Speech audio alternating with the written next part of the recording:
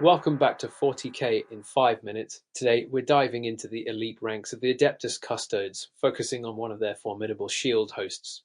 Let's explore the martial kata, the detachment rules, enhancements, and strats that make these golden warriors a force to be reckoned with on the battlefield.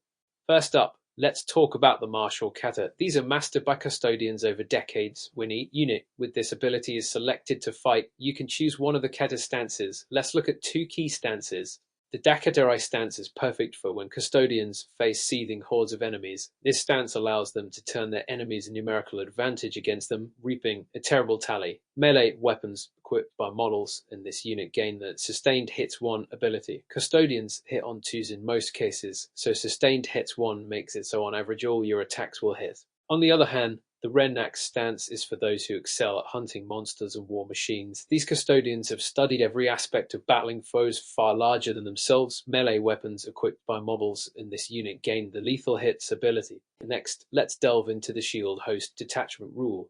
Martial mastery. At the start of each battle round, you can select one of the following effects to apply it until the next battle round. Number 1, each time an Adeptus Custodes model with the martial kata ability makes a melee attack a successful unmodified hit roll of 5 scores a critical hit. This is, in my opinion, the default, making it so you'll either be sustaining or getting critical hits on a 5. The second option is to improve the armor penetration characteristic of melee weapons equipped by Adeptus Custodes models by 1. This can be useful in some cases, for instance Terminators with their low toughness but high save.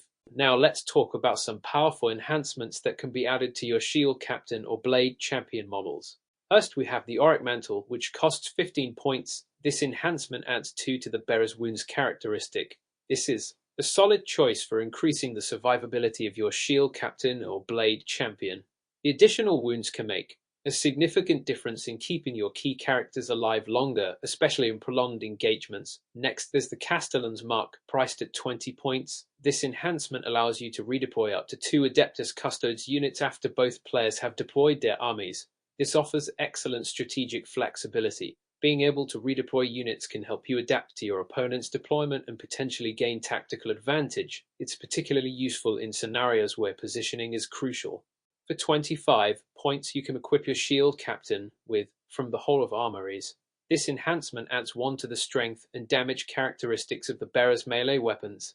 This significantly boosts the offensive capabilities of your Shield Captain.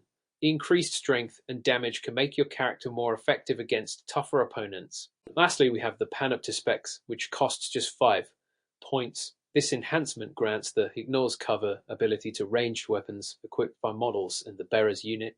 For such a low cost, this enhancement is a bargain.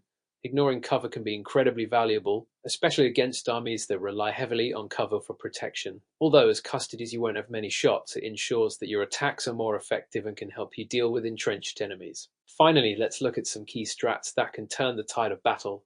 First, we have Arcane Genetic Alchemy, which costs 1 CP. This strat grants the Feel No Pain 4 ability against mortal wounds for the phase. This is incredibly useful for keeping your units alive when facing enemies that deal a lot of mortal wounds. Next, there's Avenge the Fallen, also costing 1 command point.